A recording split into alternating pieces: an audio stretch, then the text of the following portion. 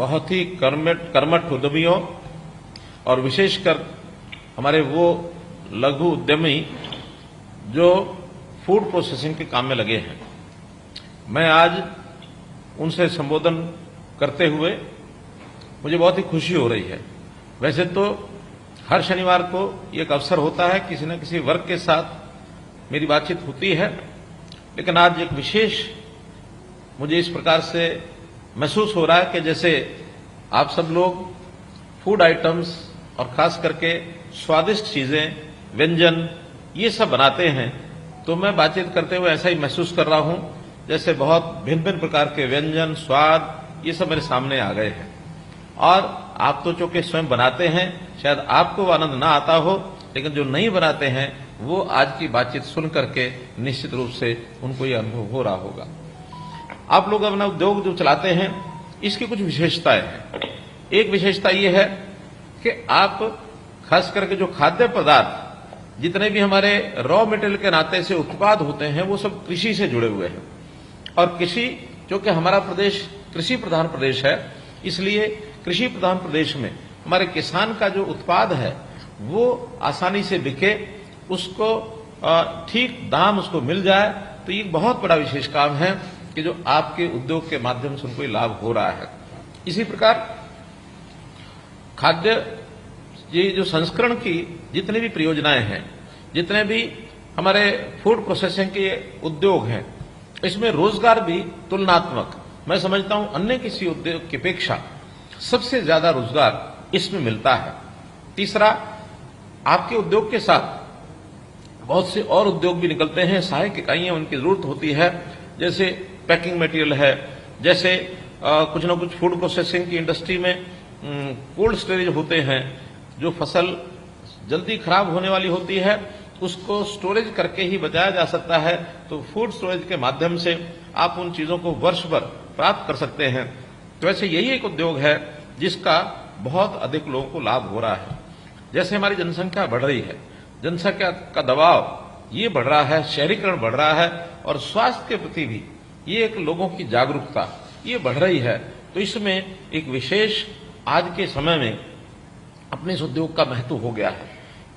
हम सब ये भी जानते हैं कि प्राचीन काल में या भूतकाल कहना चाहिए, बहुत वर्षों पहले नहीं बल्कि कुछ वर्षों पहले तक ये फूड और व्यंजन का जो काम है ये हमारे परिवार के लोग किया करते थे। हमारी दादी, नानी, हमारे बड़े बुजुर्ग वो ऐसे तरह तरह के व्यंजन बनाने में कितना ही तरह का हमारा जो किचन का काम होता था वो किया करती थी और प्रिजर्व भी करते थे। मुझे याद है भिवानी के अंदर हमारे एक जानकार परिवार, मैं एक बार उनके साथ भोजन कर रहा था उनके परिवार में, तो उन्होंने एक अचार निकाल करके मेरी थाली में परोसा। विशेष प्रकार का स्वाद था उसमें। मैंने पूछ लिया कि बगड़िया जी ये अचार तो बहुत पुराना लगता है। कहने लगे हाँ बस केवल 17 साल पुराना है। यानी 17 साल पुराना अचार मुझे वो खिला रहे हैं। तब मुझे उन्होंने अपनी बात बताई कि उनके परिवार में सैकड़ों वर्ष से ये परंपरा चलती है कि 17 साल पहले का अचार खाया जाता है और हर वर्ष एक अचार का मटका नया डाला जाता है, हर वर्ष एक मटका समाप्त किया जाता है। तो 17 के 17 जो बड़े कंटेनर होते हैं जिसमें अचार डाला जाता है वो एक कमरे के अंदर रखे जाते हैं। तो ये इस प्रकार की प्रथा हमारे यहाँ पहले चलती थी। घरों के अंदर हमारी जो माताएं, हमारी दादी, हमारी नानी, यानी तरह तरह के पापड़ बनाने, बड़ियां बनानी, तरह तरह के इस प्रकार की चीजें उपयोग करती थी, जो आज बाजार में है शायद उस प्रकार का स्वाद देने वाली चीजें आज नहीं है। तो भी ये चीजें आज के समय में चूंकि घरों में होनी बंद हो गई हैं और आधुनिकता के आधार पर इसकी अब आवश्यकता हमें बाजार में पड़ने लगी है, मात्रा भी अधिक चाहिए, तो उसी में से हमारे उद्योग का जन्म हुआ और ये उद्योग बहुत बड़ी मात्रा में आज पूरे देश में हो रहा है। जहां तक मेरे पास जानकारी है कि वर्ष 2022 में फूड प्रोसेसिंग का उद्योग 22 लाख करोड़ रुपए का था और अनुमान है कि 3 वर्ष के बाद ये बढ़ करके 35 लाख करोड़ रुपए का ये अनुमान हो जाएगा, ऐसा हमको जानकारी है। हरियाणा की अगर बात करूं तो हरियाणा में 28,000 यूनिट्स इस प्रकार के लगे हुए हैं जो फूड प्रोसेसिंग का ये काम करते हैं। तो ये जो काम है हमारा एक प्रकार से खेत से लेकर खाने की प्लेट तक जो चीजें परोसी जाती हैं उसमें फूड प्रोसेसिंग के इस उद्योग का एक अपना ही महत्व है। हम किसान के उत्पाद में वैल्यू एडिशन करके अपना लाभ भी कमाते हैं, प्रदेश और देश की इकोनॉमी में उसमें भी योगदान करते हैं। तो इस प्रकार हमने सरकार के नाते से बहुत से लाभ इस उद्योग को दिए हैं। कई प्रकार की नीतियां हमने बनाई है, बहुत सी हमने योजनाएं बनाई है। 4 जून 2018 को हरियाणा कृषि व्यवसाय एवं खाद्य प्रसंस्करण नीति 2018 ये हमने अधिसूचित की थी, जिसमें कृषि व्यवसाय तथा खाद्य प्रसंस्करण उद्योग के लिए अति अत्याधुनिक इंफ्रास्ट्रक्चर ये हमने विकसित किया था। यानी उसमें कई उसके भाग थे जो हमने सूचित किया। पहला उसका प्रमुख बुनियादी जो पहलू था वो था कि फूड प्रोसेसिंग इकाइयों की स्थापना, उनका विस्तार और विविधीकरण, इस सब के लिए सब्सिडी की व्यवस्था की थी, ताकि नए उद्योग को यदि सब्सिडी का सहारा मिलता है तो उसका उद्योग वायबल हो जाता है। अन्यथा उद्योग में कई बार बड़े उद्योगों के साथ हम कम्पीट नहीं कर सकते हैं। तो इस प्रकार से इसका अपना एक उपयोग हुआ। इसी प्रकार दूसरी जो योजना हमने बनाई, उस योजना में बैकवर्ड फॉरवर्ड लिंकेज ये भी हमने की, और इसके अंदर पूंजी निवेश की सब्सिडी ये दी जाती है। हरियाणा में ऐसे उद्योगों के लिए हमने 4 अलग अलग क्षेत्र तय किए हैं, 4 तरह के ब्लॉक, ए श्रेणी, बी श्रेणी, सी श्रेणी और डी श्रेणी, ऐसे 4 श्रेणियों में इन ब्लॉक्स को बांटा। सब में अलग अलग दरों के हिसाब से हमने सब्सिडी का ये प्रावधान किया। जहां तक ब्लॉक ए और बी ब्लॉक है, उसके अंदर 50% की यानी सब्सिडी पूंजी निवेश के ऊपर ये प्रदान की जाती है। इसके अंतर्गत हमने बड़ी एक योजना में इसके ऊपर पैसा खर्च किया है। 70 करोड़ रुपए की लागत, 70 करोड़ रुपए की सहायता अनुदान इसमें दिया जा चुका है।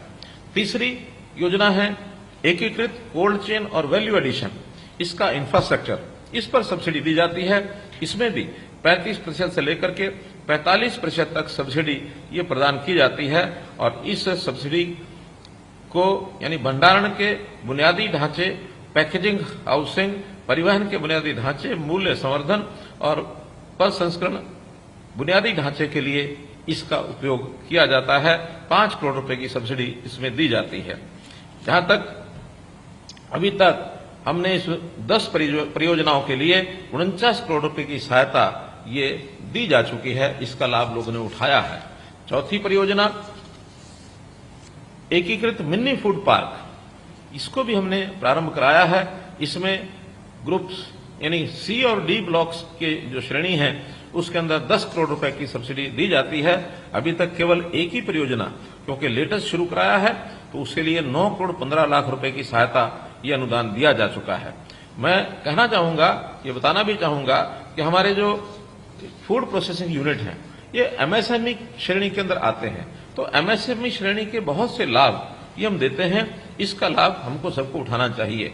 एमएसएमई में जो हमारा पंजीकरण हुआ है अभी तक पोर्टल के ऊपर 6,44,000 जो उद्यम हैं वो एमएसएमई पोर्टल पर ये पंजीकरण हो चुके हैं, जिसके अंदर 27,000 साढ़े 27,000 केवल फूड प्रोसेसिंग की ये इकाइयां हैं।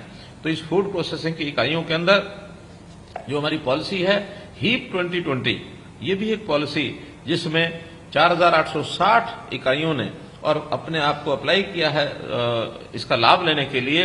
अभी तक 1500 इकाइयों को लाभ वितरित किया जा चुका है। 719 इकाइयां ऐसी लाभ देने की प्रक्रिया में चल रही हैं। शेष को भी जैसे उनके आवेदन के दस्तावेज पूरे होंगे उनको भी इसका लाभ मिल सकता है। इसी प्रक्रिया में वाणिज्यिक उत्पादन शुरू करने की तिथि से 7 वर्ष के लिए 100% हम बिजली शुल्क उसमें छूट देते हैं, और ये छूट आगे भी नई इकाइयां जो आएंगी उनको मिलती रहेंगी। ऐसे जो एमएसएमई के छोटे उद्योग हैं उसके अंदर बिजली को सस्ते दर पर ये दिया जाता है, इसका भी लाभ हम लोगों को देते हैं। ऐसे ही योजनाएं बहुत सी बताई जा सकती हैं। इन योजनाओं का अपना एक महत्व है। इन योजनाओं को देने से ही आखिर उद्योग आगे बढ़ सकता है। हम चाहेंगे कि हरियाणा प्रदेश कृषि प्रधान होने के नाते से ज्यादा फूड प्रोसेसिंग की इकाइयां ये शुरू करें, रोजगार को प्राप्त करें, और हम अपने उपयोग के लिए हरियाणा में जो आवश्यकता है उसका तो हम उपयोग करेंगे ही।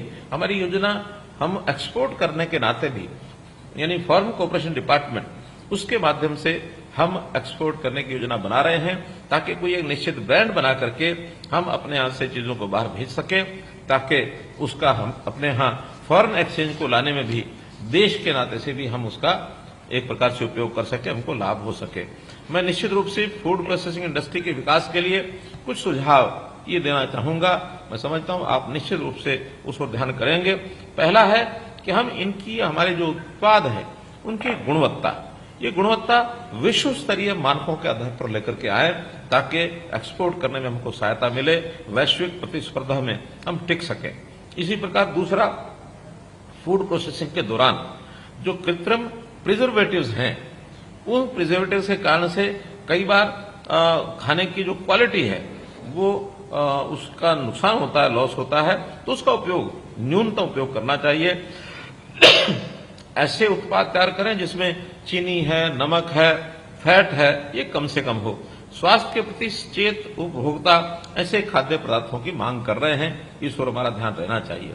इसी प्रकार हम जानते हैं कि आज भारत इंडस्ट्री 4.0 के दौर में डिजिटल रेवोल्यूशन का चेहरा बना हुआ है।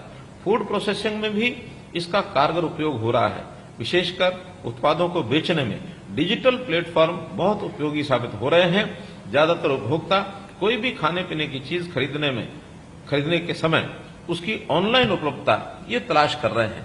बहुत सी ऐसी कंपनियां आ गई हैं जो डिजिटल तौर पर जो मार्केटिंग के माध्यम से अपने उपयोग की चीजें ये घर पर मंगवाते हैं। सीधे उपभोक्ता भी उस पर अपना रजिस्ट्रेशन करा करके इन चीजों को बेच सकते हैं।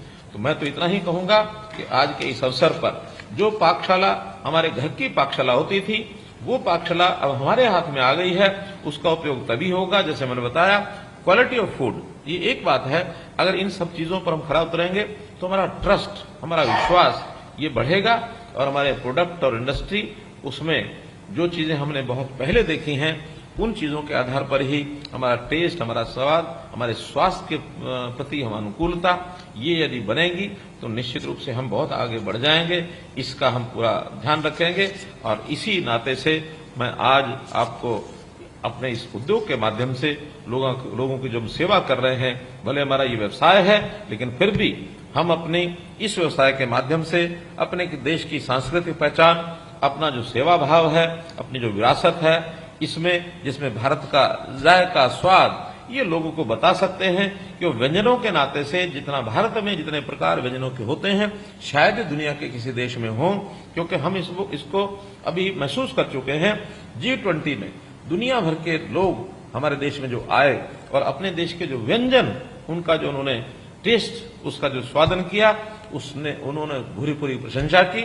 और खास तौर पर जैसा 2023 का ये वर्ष मोटे अनाज का वर्ष चल रहा है, तो इस मोटे अनाज के इस वर्ष में, मिलेट ईयर के इस वर्ष में हमारे यहाँ मिलेट बहुत उपयोग होता है। उस मिलेट का जो पैदावार है उसके भी हम यदि कुछ प्रोडक्ट बनाते हैं तो अपने आप में ये एक सोने पर सुहागा होगा। तो मैं इस नाते से आपसे उम्मीद करूंगा कि आप अपने प्रयास के माध्यम से इन चीजों को आगे बढ़ाएं। यदि आपका भी कोई सुझाव, यदि कोई विचार हमारे तक पहुंचाने लायक है तो निश्चित रूप से आप हमें सुझाएंगे, हम उस पर काम करेंगे।